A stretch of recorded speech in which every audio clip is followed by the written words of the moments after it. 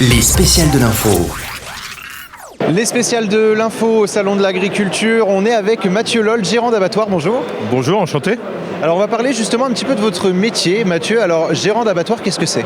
Alors nous, l'abattoir, c'est d'avoir des animaux vivants et de les transformer et de les abattre pour les mettre soit dans des barquettes, soit sont proposés sur des rayons boucherie.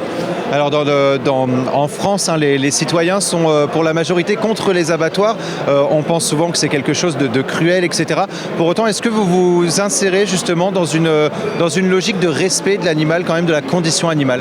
Oui, c'est important. La première chose, c'est qu'on est déjà là, pas pour faire souffrir les animaux. Donc nous, à l'intérieur de nos abattoirs, moi j'ai à peu près 450 salariés sur le site, on a à peu près une dizaine de personnes qui sont en permanence du service vétérinaire pour voir qu'on respecte bien justement les temps de transport, le bien-être quand on va mettre à mort l'animal exactement, jusqu'à la suivi du produit et qu'on ait un produit qui soit bon et sain en termes de consommation. Alors vous intégrez aussi dans le programme Lapin et Bien. Est-ce que vous pouvez nous en dire un peu plus sur ce programme ? Ouais, c'est une association, on va dire, c'est une marque qu'on a lancée avec des coopératives et des groupements d'éleveurs et l'abattoir sur un nouveau modèle d'élevage de lapins, élevage au sol. Donc dans ce modèle de production, on a des lapins qui sont élevés au sol et qui ont 2 fois plus d'espace que dans un élevage conventionnel. Et c'est un élevage au sol, c'est-à-dire que les lapins ils sont dans des enclos de 10 à 20 mètres carrés et ils peuvent faire ce qu'ils feraient à l'extérieur, c'est-à-dire bondir, sauter, avoir des interactions avec le congénère. Et on a également une partie zone nuit où le lapin peut aller soit s'isoler des autres parce qu'il a envie de se reposer, soit se cacher parce qu'il y a eu des interactions négatives entre eux. Donc l'intérêt, c'est vraiment le bien-être animal et aussi le bien-être de l'éleveur, parce que pour produire en France, il faut avoir des agriculteurs, et pour qu'on ait des agriculteurs demain, il faut qu'ils soient correctement rémunérés. Donc c'est tout l'enjeu de cette marque-là, un lapin bien élevé, un éleveur aussi heureux parce qu'il vit de son métier, et c'est aussi des évolutions par rapport au modèle d'élevage précédent. Donc c'est tout l'intérêt vraiment de cette démarche-là. Et qu'est-ce que ça permet justement ? Est-ce qu'il y a des conséquences positives sur la viande d'avoir un élevage en plein air et plus en cage ? Alors, on ne peut pas dire la viande de qualité, contrairement à du poulet. Un poulet standard et un poulet label rouge, vous avez une vraie différence.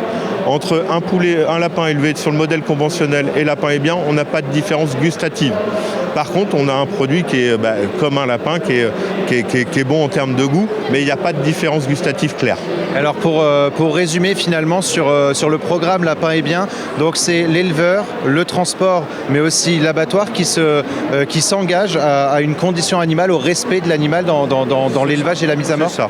Et en plus, au respect avec un cahier des charges validé par Certipac, c'est-à-dire qu'on a des organismes extérieurs qui viennent contrôler que ce qu'on dit à nos consommateurs et à nos clients est bien respecté, aussi bien dans l'élevage, dans le transport que chez nous dans l'abattoir. Et justement sur la question du manger mieux, qu'est-ce que vous en pensez de cette question ? Pourquoi il faut manger mieux ? Alors déjà c'est primordial, on s'aperçoit que le budget alimentation n'a fait de cesse que de réduire ces dernières années, et à un moment, si on veut avoir du bien-être animal, il va falloir qu'on ait d'autres modes de production, et des modes de production qui vont coûter un peu plus cher à produire.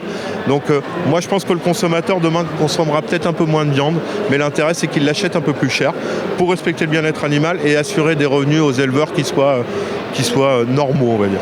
Merci beaucoup Mathieu Loll d'avoir répondu à nos questions. Les spéciales de l'info, Salon de l'Agriculture, ça continue, on vous retrouve dans quelques instants. Les spéciales de l'info sur Sensation.